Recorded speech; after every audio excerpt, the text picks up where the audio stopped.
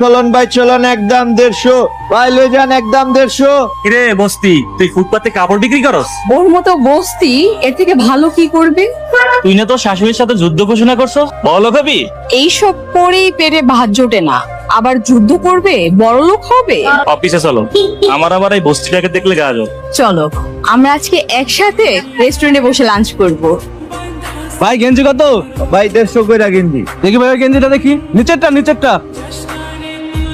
দেখুন আমাদের কালেকশন গুলো আপনার পছন্দ হয় কি? এত সুন্দর ড্রেস কালেকশন আপনারা কোথায় থেকে করেন? এসব আমাদের মানিক ফ্যাশন হাউসে ডিজাইন করা। বাইরে আপনি প্রোডাক্টগুলো বিক্রি করবেন? জি অবশ্যই, ঢাকায় প্রায় 35টা শোরুমে আমাদের ডিজাইন করা প্রোডাক্ট গুলা যায়।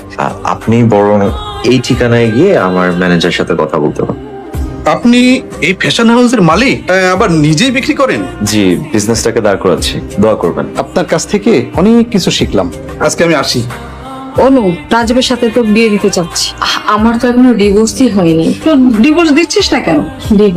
আপনার বিয়ে করতে সময় লাগে না, আর ছাড়তেও সময় লাগে না। এক চট দিয়ে দাঁত ফেলে দিব। আপনারা তো পান খালি গরিবের লোক। আমার সাথে যুদ্ধ করবে বলছিল। যুদ্ধ তো করবই। দুলাভাই একবারে রেডি হইয়া তারপর আপনাকে লগে যুদ্ধ করবো, বুঝছেন?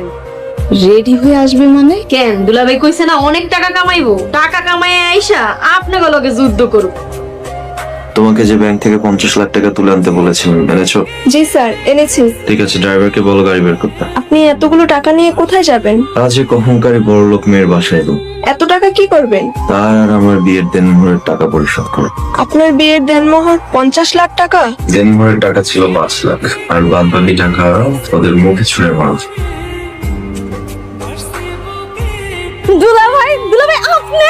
মীরাকে 3 লাখ টাকা দিয়ে দাও। দুলাভাই কিসের টাকা? তুমি যে আমাকে টাকা দিয়েছিলা ভুলে গেছো? আমি তো আপনার 2 লাখ টাকা দিছিলাম। বাকি 1 লাখ টাকা আমি তোমাকে খুশি হয়ে দিলাম, কারণ তোমার টাকায় ব্যবসা করে আজকে আমি কোটিপতি। তো বড় লোক হলো কেমনি? আল্লাহ দিলে কতক্ষণ লাগে?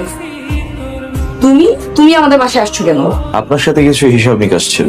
আমার সাথে তোমার কিসের হিসাব নিকাশ? আর তুমি আমার আম্মুকে ডাকছো কেন? হ্যাঁ, বস্তির ছেলে, তুই আমার বাসায় আসছিস কেন? কাকে বস্তির ছেলে বলছেন? উনি মানিক বাইং হাউস, মানিক ফ্যাশন হাউসের মালিক, মানিক চৌধুরী। ওনাদের বলতে দাও না, আজকে আমি কোটি কোটি টাকার মালিক। তাহলে কি তুমি এখানে টাকার গরম দেখাতে আসছো? টাকার গরম তো দেখিয়েছেন আপনারা।